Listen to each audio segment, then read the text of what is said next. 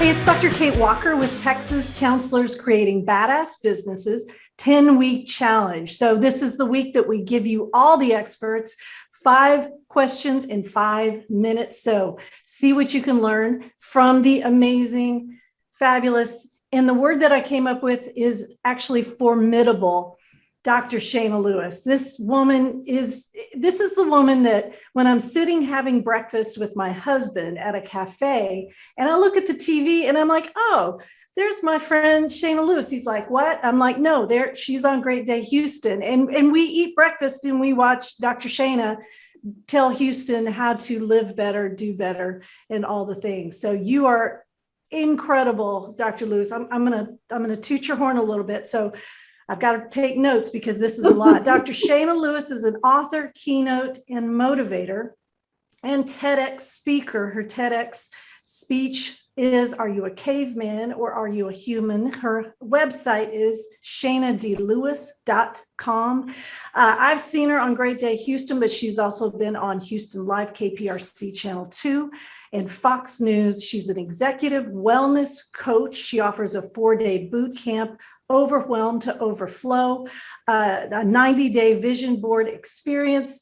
Her message that I hear her saying, and she says, if you are the CEO, but you have forgotten about you, how can you really be successful? And oh, by the way, this is her birthday month and she's on a billboard in Atlanta. So all of that. Welcome, Dr. Lewis. Thank you, Kate. Thank you for answering 5 questions in 5 minutes. Yes.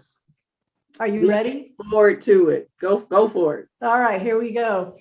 Number 1, what mistakes keep therapists from being successful in private practice? Oh, that is a great question. I think one of the greatest mistakes we can make, which keeps us from success, is trying to do it alone. Doing this in isolation is not the way to go. Private practice doesn't mean alone practice. It doesn't have to mean that.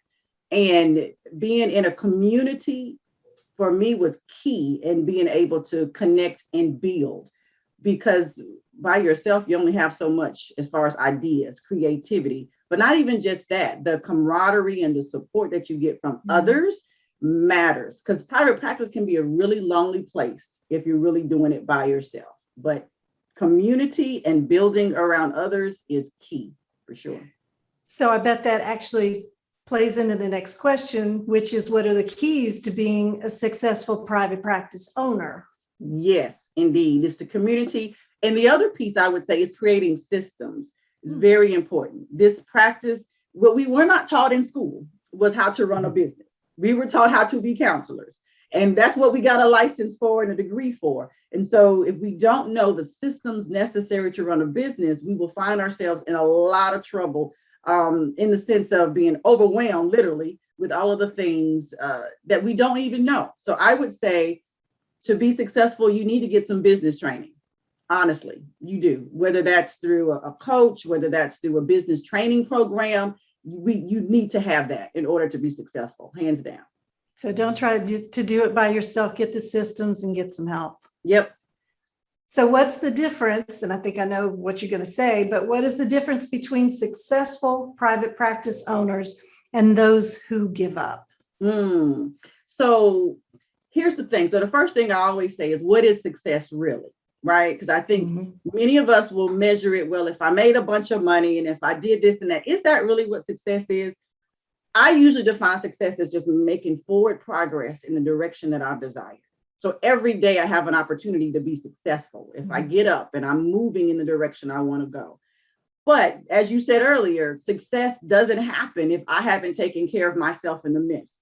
So we get in a space of literally burnout in this field. Is so prevalent. It is so prevalent, especially in a private practice, because if you're doing it by yourself, one, you're a prime candidate to be burnt out. If you don't have systems in place, you're a prime candidate to be burnt out. If you don't have a community around you, if you haven't gotten appropriate training, you are a candidate for burnout. And that will be a very reason you did not take care of yourself, and you cannot take care of your business. So success will not show itself because you didn't do the first things first. taking care of you as a primary, and then you're able to do the other things. So how do you make room for yourself? When do you take time off? When do you take vacations? You're saying, Dr. Shana, that's part of success? Yes. It's in the recipe book. Go check the recipe. It's there. Taking care of you. We can't just continue to do things and tell our clients, well, you take care of you, but we don't do it. It doesn't work that way. We really have to be our first best clients and doing the things that we, I'll say, practice what you preach. Do the things that you're encouraging other people to do. I always believe in not being hypocritical, because I never want to ask a client to do anything that I'm not either willing to do myself or haven't done myself. Because to me, that is just hypocritical, and it starts with me first. So please, please take care of you. This is heavy lifting. The work we do is very heavy, and we have to care for ourselves in order to be successful first internally, so that then what we produce and how we serve others comes from a wonderful place of overflow. And I can hear the passion in your voice about that. Oh, yes. Oh. So I think I know the answer to this one too. I've heard rave reviews about, and I'm going to have to read your TEDx talks, your boot camps, your executive coaching. Why do you think your event attendees and the people who sign up for your coaching speak so highly of you? Oh, I hope it's because I show up and I look really cute. No, that's not you the case. I might do that too. Have a really good hair day. No, I really hope it's because of my passion, my energy, because I really feel I'm called to do the work that I do. Like for me, it is absolutely a work of passion. And I never show up to a place that I don't choose to be. And if I choose to be at a place, I choose to show up 100. And I can't do that if I haven't filled my own cup first. Let's start there. This is why I always talk about pouring into you first so that you can serve from your overflow. And I'm able to do that and give 100% because I've successfully taken care of me first. And because I know the other side. I know what stressed out feels like. I know what overwhelmed feels like. I've been there. I'm a poster child, but I'm in recovery. And so I want other women, because women is my area of specialty, and I really want other women to experience what that's like, because when we are doing well, everyone around us actually functions better. Like our worlds function better when we are better. So for me, it's the passion, I hope, that shows up. And my real just desire to want women to be well. I always say, if mama ain't right, ain't nobody right. I just think those are facts. And you don't have to have kids. I'm not talking about mamas with children. I'm talking about women. If we not right, ain't nobody right. We really have a great responsibility in this world. And I want to make sure that we are okay to do it. So hopefully that comes across in the work that I do when I show up in spaces to help others. It's showing up right now. And you're mirroring what we've heard from other folks that I've interviewed, which is intentionality, be intentional, and then be authentic. Make sure that you know who you are. And when you put it out there, that will grab others, that will help others. And Kate, what you said is absolutely critical, because there was a pivot I had to make, because as counselors, we're trained not to talk about ourselves. We don't, we go to therapy jail because we can't self-disclose and all. And in a session, it's not appropriate, obviously, right? Unless there's, those reasons why it would be. But I found what you just said, when I show up in my authentic self, and I'd say, I'm not perfect. I am human. I am flawed, and I am in recovery. I am on my way, making my way to the same place that you want to be, you want to be, you want to be. The connection was 100-fold, like instantly. That was the secret. If there's a secret ingredient, it is being authentic, genuine, in that space and showing up when you serve.